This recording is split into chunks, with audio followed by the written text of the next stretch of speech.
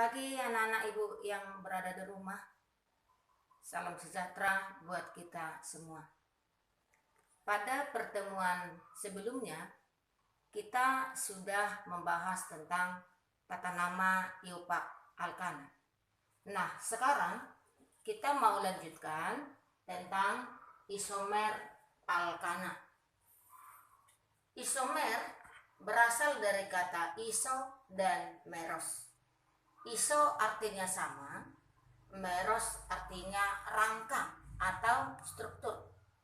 Maka isomer alkana maksudnya alkana yang memiliki struktur yang berbeda tetapi rumus molekulnya tetap sama atau massa molekul relatifnya sama.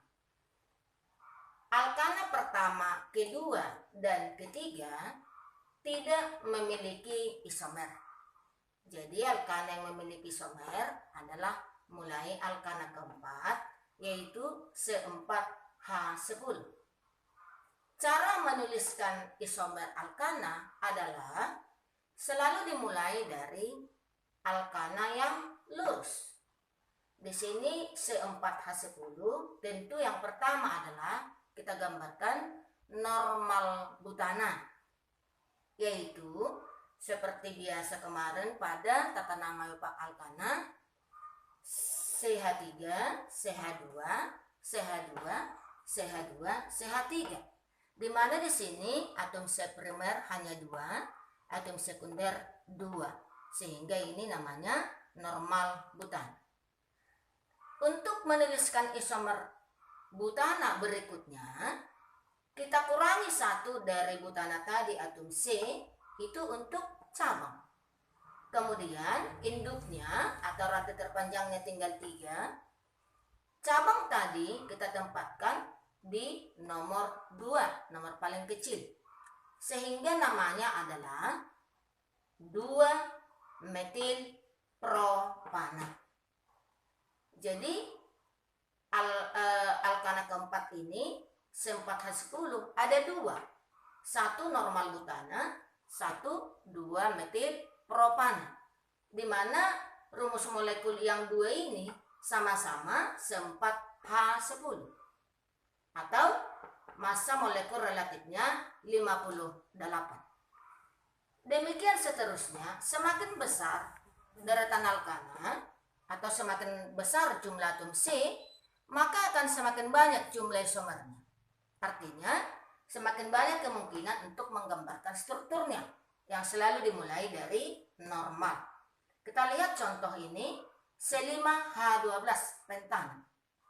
Tentu yang pertama isomernya adalah normal pentana, sama seperti tadi pada normal butana.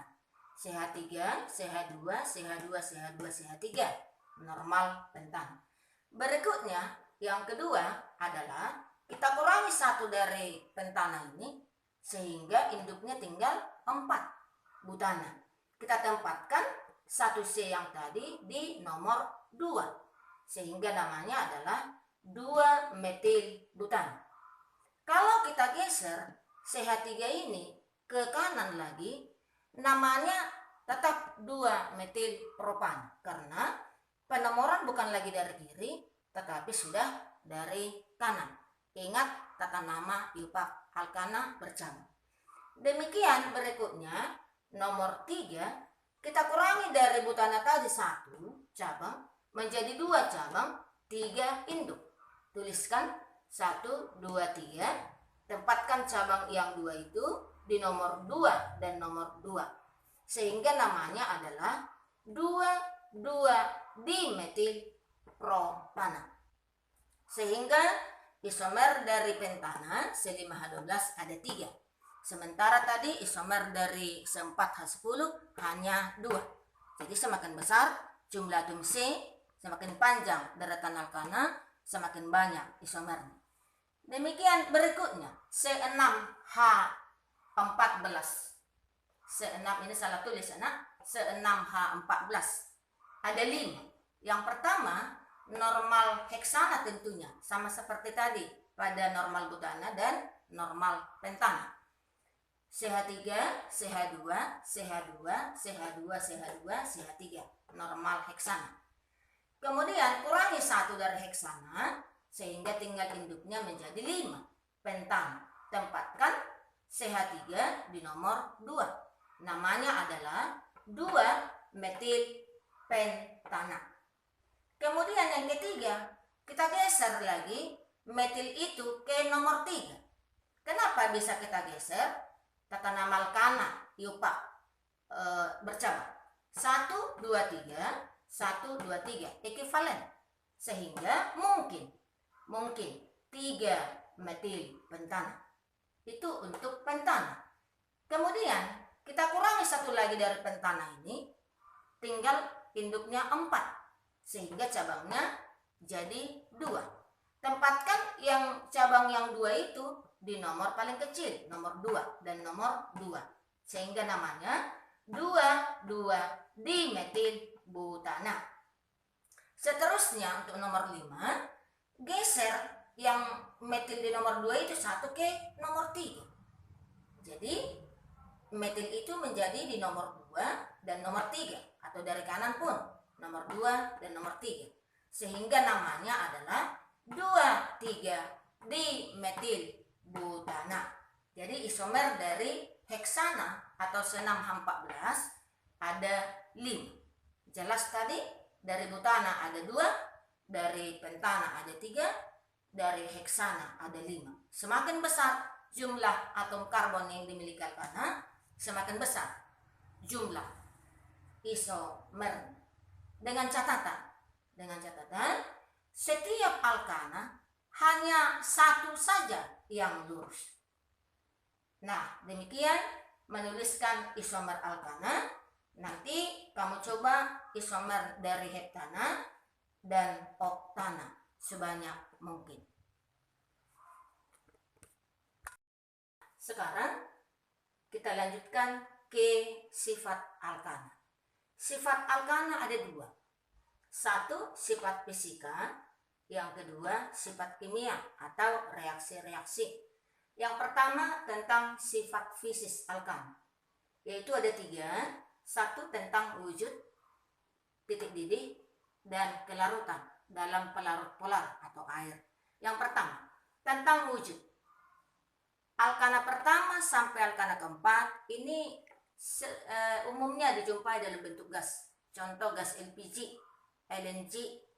Yang kedua, alkana ke-5 sampai alkana ke-7 ini dijumpai dalam bentuk cair, bensin, minyak tanah, solar, dan lain-lain.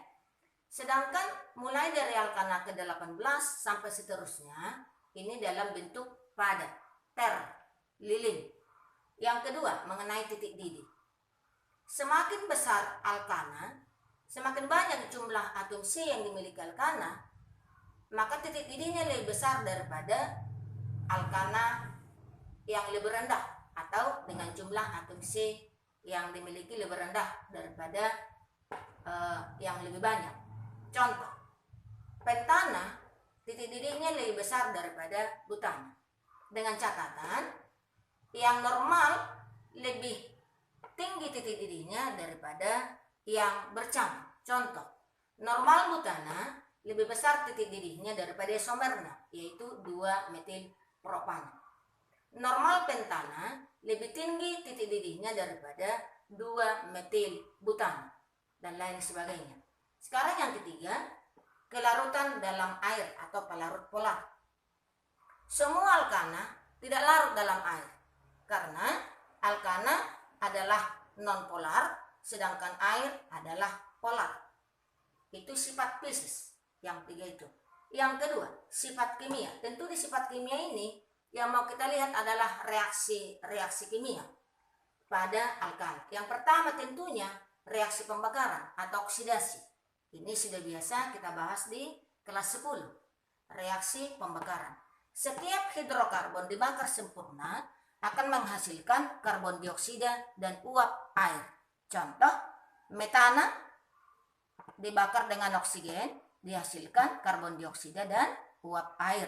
CH4 tambah 2O2 menjadi CO2 tambah 2H2O.